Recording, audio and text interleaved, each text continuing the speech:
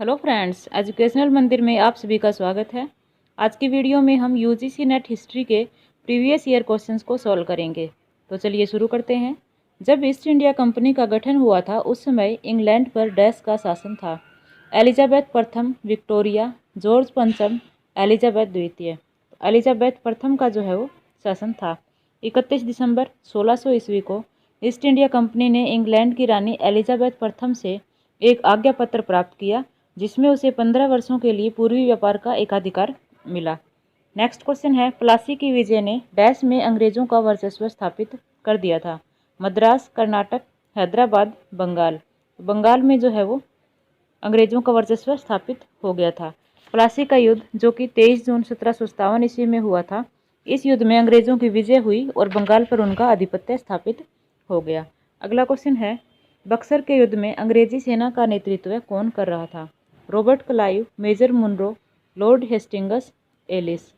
तो मेजर मुनरो जो है वो अंग्रेजी सेना का नेतृत्व कर रहा था। बक्सर का युद्ध जो कि 22 अक्टूबर 1764 ईस्वी को हुआ था।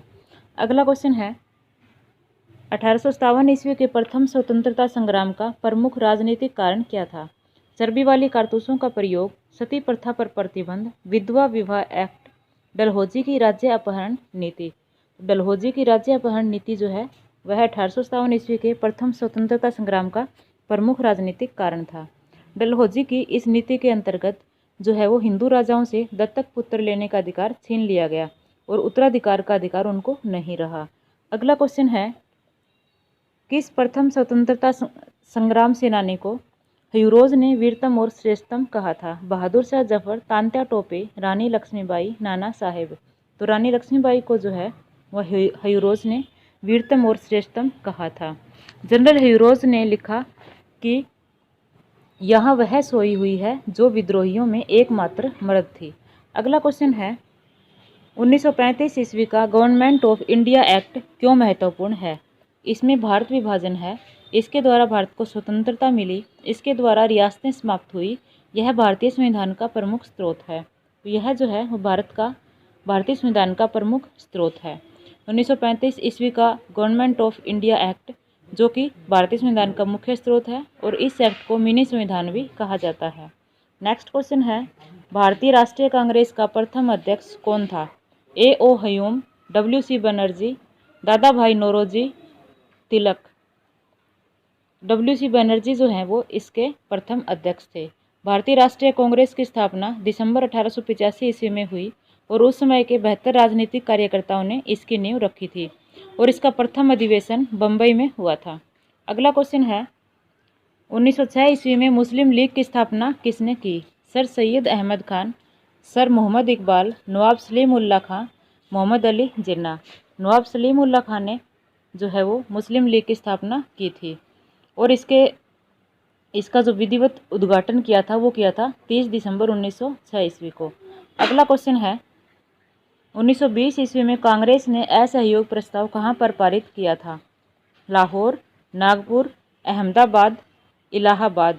ये किया था नागपुर में, ऑप्शन बी।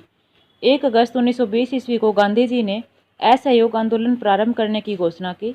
सितंबर 1920 के कलकत्ता के विशेष अधिवेशन में और उसके बाद दिसंबर 1920 के नागपुर अधिवेशन में इसका समर्थन किया गया था। अगला क्वेश्चन है, 1929 ईस्वी के लाहौर अधिवेशन में कांग्रेस अध्यक्ष कौन था। महात्मा गांधी, मोतीलाल नेहरू, जवाहरलाल नेहरू, सरदार पटेल। जवाहरलाल नेहरू जो है वो इसके अध्यक्ष थे। 1929 ईस्वी के लाहौर अधिवेशन की अध्यक्षता जवाहरलाल नेहरू ने की और इसमें उन्होंने पूर्ण स्वराज्य की घोषणा की थी। अगला क्वेश्चन है, गांधी जी ने सविनय अवज्ञा आंदोलन कब प्रारंभ किया था। 1930 ईस्वी में, 1931, 1932, 1933। तो 1930 ईस्वी में जो है वो सविनय अवज्ञा आंदोलन प्रारंभ किया था। सविनय अवज्ञा आंदोलन जो है वो महात्मा गांधी जी द्वारा अपने 78 अनुयायियों के साथ प्रसिद्ध दांडी यात्रा से शुरू हुआ था। 6 अप्रैल 1930 ईस्वी को गांधी जी ने दांडी पहुंचकर एक मुट्ठी नमक हाथ में लेकर नमक कानून तोड़ा था। अगला क्वेश्चन है, 8 अगस्त 1942 में कांग्रेस ने भारत छोड़ो आंदोलन कहाँ प्रारंभ किया था। पुणे, मुंबई, मद्रास, कलकत्ता। तो बम्बई में जो है वो भारत छोड़ो आंदोलन प्रारंभ किया था। इसे अगस्त क्रांति भी कहा जाता है। अगला क्वेश्चन है, सन 1943 में नेताजी सुभाष चंद्र बोस ने आज़ाद हिंद सरकार की स्थापना कहाँ की? Rangoon, Singapore, Tokyo, Colombo. तो सिंगापुर में जो है वो सुभाष चंद्र बोस ने आज़ाद हिंद फौज की स्थापना की थी। अगला क्वेश्चन है, सरदार भगत सिंह तथा बटुकेश्वर दत्त ने सेंट्रल लेजिस्लेटिव असेंबली में बम और पर्चे फेंककर इंकलाब जिंदाबाद का नारा लगाते हुए गिरफ्तारी क्यों दी थी? अराजकता फैलाने के लिए, लोगों को मारने के लिए, आतंक फैलाने के लिए, राष्ट्र जागरण के लिए। तो राष्ट्र जागरण के लिए जो है वो उन्होंने गिरफ्तारी दी थी। भगत सिंह और बटुकेश्वर दत्त के द्वारा सेंट्रल असेंबली में बम फेंका गया था और बम फेंकने का उद्देश्य जो है वो किसी को जान से मारना नहीं था, बल्कि ब्रिटेन के बहरे कानों तक यह संदेश पहुंचाना था कि अब भारतवासी ज़्यादा समय तक आज़ादी की प्रतीक्षा नहीं कर सकते। अगला क्वेश्चन है, 19 अगस्त 1946 को मुस्लिम लीग ने बंगाल में सीधा प्रहार किसके विरुद्ध किया था? अंग्रेज़ों, मुसलमानों, सिखों, हिंदुओं। तो हिंदुओं के विरुद्ध जो है वो किया था। मुस्लिम लीग द्वारा 16 अगस्त 1946 ईस्वी को प्रत्यक्ष कार्यवाही की घोषणा की गई। इस कार्यवाही में बंगाल, बिहार, उड़ीसा, संयुक्त प्रांत, पंजाब, सिंध और उत्तर पश्चिमी सीमा प्रांत में जो है वो दंगे भड़क गए और इस दंगे में हजारों हिंदू मारे गए। तो इसी के साथ जो है वो आज की वीडियो कंप्लीट होती है। धन्यवाद।